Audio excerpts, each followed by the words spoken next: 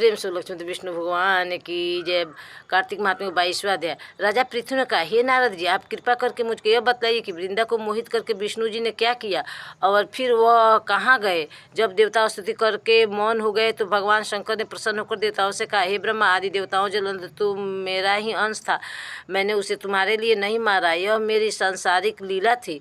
फिर भी आप लोग सत्य कहिए कि इससे आप सुखी हुए या नहीं। तब ब्रह्मादि देवताओं के नेत्र हर्ष से खुल गए। उन्होंने शिव जी को प्रणाम करके विष्णु जी का सब वृत्तांत कह सुनाया।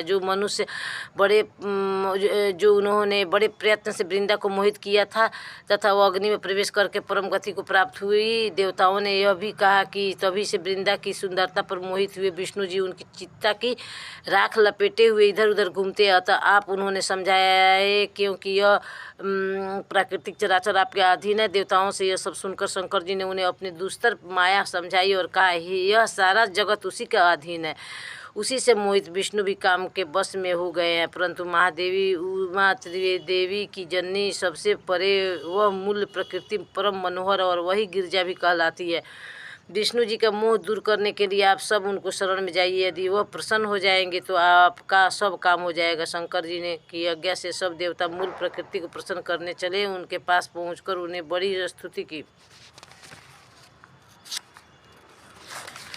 तब आकाशवाणी हुई, हे देवता, मैं 3 प्रकार के तीनों गुणों से पृथक होकर स्थित होती हूँ। सतोगुण से गौरी, रजोगुण से ज्योति रूप हूँ तथा आप लोग मेरी रक्षा से यदि सादर उन देवियों के पास जाओ तो वह तुम्हारे मनोरथ को पूरा कर देंगे। यह सुनकर देवताओं के नेत्र खुल गए। वह भगवती का आदर करते हुए गौरी, लक्ष्मी और सरस्वती को प्रणाम करने लगे। सब देवताओं की भक्तिपूर्वक प्रार्थना से वह सब देवियाँ प्रकट हो गई। सब देवताओं ने खुश होकर निवेदन किया। तब देवियों ने कुछ बीज देकर कहा, इन्हें ले जाकर दे दो, तुम्हारा सब काम सिद्ध हो जाएगा। ब्रह्मादि देवता उन बीजों को लेकर विष्णु के पास गए।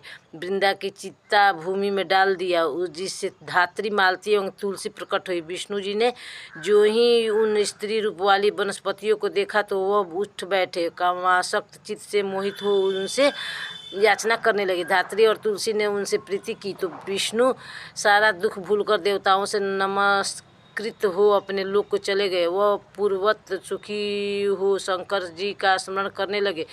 यह आख्यान शिव जी की भक्ति देने वाला है। प्रेम से लक्ष्मी विष्णु भगवान की जय। कार्तिक महात्म्य के 22वां अध्याय समाप्त हुई।